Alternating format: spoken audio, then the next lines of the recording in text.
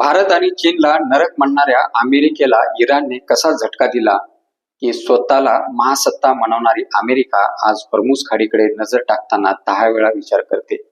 8 दिवसापासून नाकेबंदी केली, धमक्या दिल्या, युद्ध नौका पाठवल्या, पण इराण ना झुकला ना थांबला. उलट स्वतःची ताकद वाढवताना दिसते. अमेरिकेला जगासमोर इराणने उघड पाडलेलं आहे. एका वेळी जगाला आदेश देणारी अमेरिका आज प्रतिकारासमोर कमकुवत होताना दिसते. नेमकं इराणने अमेरिकेचं वाभाड कसं काढलं पाहूयात 2 मिनिटांमध्ये. नमस्कार. जगाला लोकशाही, मानवाधिकार आणि सभ्यतेचे धडे देणारी अमेरिका जेव्हा भारत आणि चीन सारख्या प्राचीन संस्कृतींना नरक म्हणून संबोधते, तेव्हा प्रश्न फक्त शब्दाचा राहत नाही, तो अमेरिकेच्या अहंकाराचा होतो. भारत आणि चीन हे फक्त देश नाहीत, तर हजारो वर्षाची संस्कृती, विज्ञान, व्यापार आणि विचाराचा वारस आहेत. अशा राष्ट्राचा अपमान म्हणजे अमेरिकेच्या बदलत्या मानसिकतेचं हे प्रदर्शन आहे. पण आज वास्तव वेगळं आहे.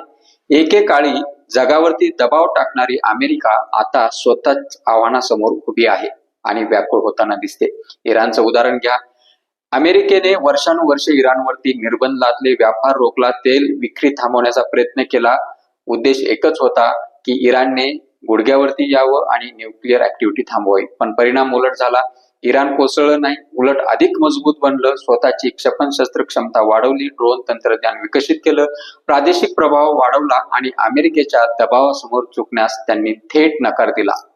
हीच अमेरिकेची सर्वात मोठी हार ठरली. अमेरिका युद्धाच्या धमक्या देते, नौदल पाठवते, शक्तीचं प्रदर्शन करते, पण जेव्हा प्रश्न येतो हॉर्मुझ खाडीचा, तेव्हा अमेरिका मात्र सावध पुढं पाऊल टाकते. कारण हॉर्मुझ खाडी म्हणजे जगाची तेल पुरवठ्याची लाईफलाईन आहे, जीवनरेखा आहे.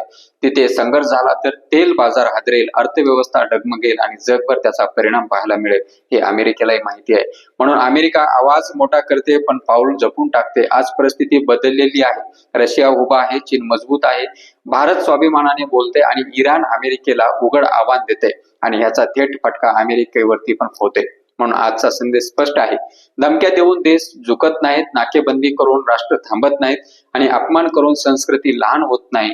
अमेरिकेची दादागिरी कमी होते आणि स्वाभिमानी राष्ट्राचा आवाज वाढतोय असं म्हणायला हरकत नाही. जय हिंद, जय महाराष्ट्र.